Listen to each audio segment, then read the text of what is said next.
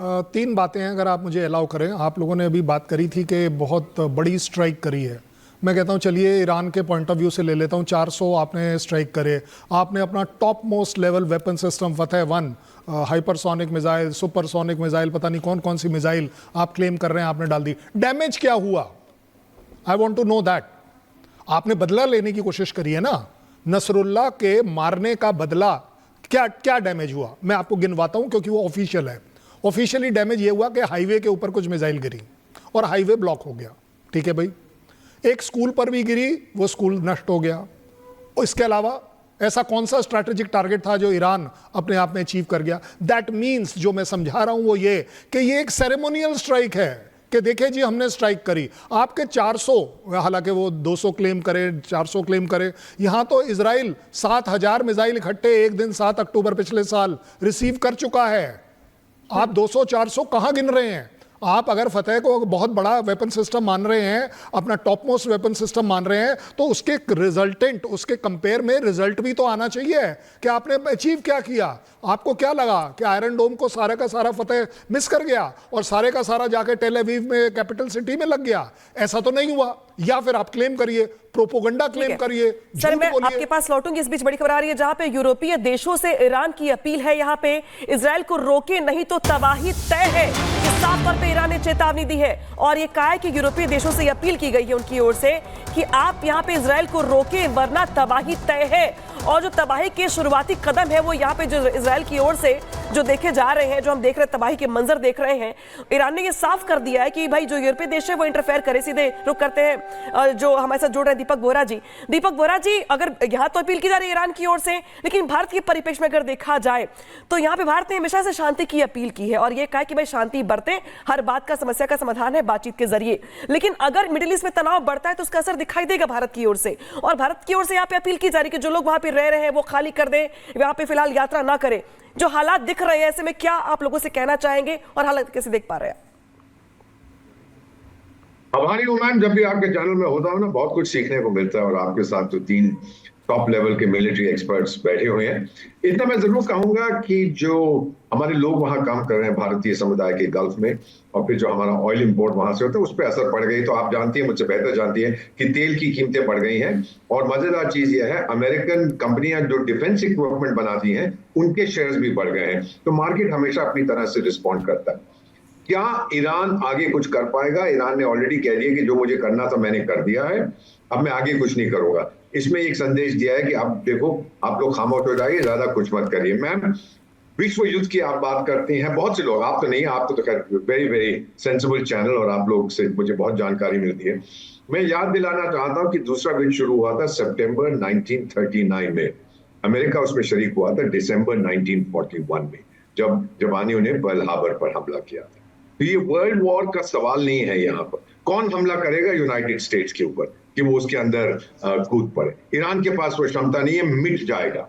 Finally ma'am, जो हम पे इम्पैक्ट पड़ेगा पूरी दुनिया पे पड़ेगा। पर एक चीज मैं देख रहा हूं, ये मैंने पहले भी देखी है। मेरे एक ईरानियन दोस्त हैं, हम लोग एम्बेसडर सईद है, एक साथ में एक जगह थी, उन्होंने एक मैसेज मुझे भेजा, न्यूयॉर्क में रहते हैं। उन्होंने ये कहा है नाउ कि अब हमारी जो महिलाएं हैं ईरान में, वो पहन सकेंगी वही कपड़े जो वो चाहती हैं। इसका मतलब मुल्ला सरकार के दिन अब सीमित है। ये संदेश ये लोग दे रहे हैं और मेरा भी मानना है ये रेजिम चेंज की तरफ जा रहा है। इसीलिए ईरान ने अब सब कुछ रोक दिया। जी, हमने जो करना था कर दिया, अब हमें माफ करिए। और फिर जो 80 साल की बुढ़िया बैठी हुई है न्यूयॉर्क में, जिसको आप संयुक्त राष्ट्र संघ कहते हैं, उसके महासचिव तो कहते हैं, ओ जी मुझे बड़ा प्रेशर है, मुझे जी बहुत तनाव है, ब्लड प्रेशर मेरा बढ़ गया, खत्म। इसके अलावा क्या क्या? सर आपके पास लौटूंगी वापस, लेकिन यूके देवनाथ जी, यहाँ पे इजराइल के सामने जो चुनौती है वो कई फ्रंट्स पे दिखाई दे रही है। एक तो हिजबुल्ला है और दूसरा हमास के साथ ऑलरेडी युद्ध चल ही रहा है, हूती विद्रोही हैं यमन में जो एक्टिव है ज्यादा। इस बीच यहाँ पे ईरान, और अब ईरान की ओर से साफ साफ संदेश दे दिया गया कि तबाही तय। इस तबाही में जो भूमिका है भारत की वो कितनी बड़ी होने वाली, कितनी चुनौती बड़ी होने वाली भारत के सामने, और ये जो संदेश है, ये जो चेतावनी है ईरान की ओर से, कितना गंभीर माने इसको हम? देखिए, भारत की भूमिका इसमें बहुत ही अहम होगी। हमें ये समझना पड़ेगा कि आज दुनिया में ऐसे कितने देश हैं जो कि ईरान के साथ भी बात कर सकते हैं, इजराइल के साथ बात कर सकते हैं और अमेरिका के साथ बात कर सकते हैं। महज गिना चुना 1, 2, 3 देश हैं जो कि ऐसा कर सकते हैं, जिसमें भारत भी शामिल है।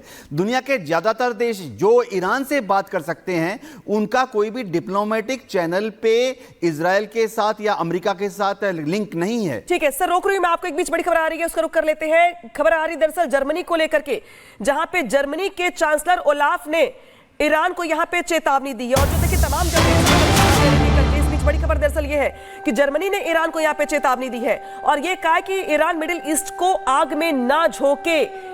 और यहां पे ये भी कहा गया कि इजराइल पर हमला रोके ईरान। तो कई देश यहां पर ऐसे हैं जो इस जंग की जद में आते हुए दिखाई दे रहे हैं। तो दूसरी ओर एक तो ईरान ये कह रहा है कि भाई आप रोकिए अमेरिका को, दूसरी ओर जो जर्मनी है वो ये कह रहा है कि भाई ईरान जो बाकी देशों को यहां पे ना झोंके इस युद्ध में। तो सवाल दरअसल यहां पर ये है संजय सोई जी की जो तमाम देश है वो चिंतित तो है, परेशान तो है। इसी में एक लाइन और भी जोड़ रही हूं मैं कि जो ये जो समय आ गया वो ये है क्या कि जो OIS देश है वो यहां पर मीटिंग करे और मीटिंग करके यहां पर ये तय करे कि भाई ये जो जंग के हालात पैदा हो रहे हैं वो सिर्फ 2 देशों तक सीमित नहीं है, जो बाकी देश है वो भी यहां प्रभावित होंगे। ऐसे में जो बयान निकल के सामने आ रहे, चाहे ईरान की ओर से हो चाहे जर्मनी की ओर से हो, वो बहुत महत्वपूर्ण भूमिका निभाते हैं इस वक्त। नहीं, बिल्कुल। वैसे देखा जाए तो बयान तो आ रहे हैं, बयान आते रहेंगे, लेकिन क्या वहां शांति होगी? कोई शांति का चांस नहीं लग रहा मुझे, क्योंकि जो माहौल बन गया अभी, आप देखिए हमास के साथ पिछले 1 साल से 7 अक्टूबर से लड़ाई चल रही है, हिजबुल्लाह के साथ चल रही, उल्टा लड़ाई बढ़ गई है हिजबुल्लाह के साथ, अभी ईरान के साथ लड़ाई बढ़ गई है। यही कारण है कि आज पूरी दुनिया चिंतित है कि ये क्या होगा, क्या लड़ाई पूरी और तो नहीं फैल जाएगी। क्योंकि वहाँ देखिए Iraq, Syria, Houthi, Hamas, Hezbollah, Iran, ये सब शामिल हो गए। एक अच्छी बात यह है मिडिल ईस्ट में कि कई मिडिल ईस्ट के देश आज तरक्की चाहते हैं, वो पीस चाहते हैं, अमन चाहते हैं। वो नहीं चाहते कि इस तरह की आतंकवाद के लाइन में जाए, चाहे वो सऊदी हो गया, ओमान हो गया, कतार हो गया, UAE हो गया। ये देश न्यूट्रल हैं और ख़ास तौर से भी चिंता है यूरोपियन यूनियन को, नेटो कंट्रीज़ को, जो एक तरफ होंगे, दूसरा गठबंधन जैसे मैंने बता रहा हूँ Iran, Russia, China, north Korea और ये टर्की, बाकी जो छोटे देश हैं सीरिया, इराक, ये लोग साथ में खड़े होंगे।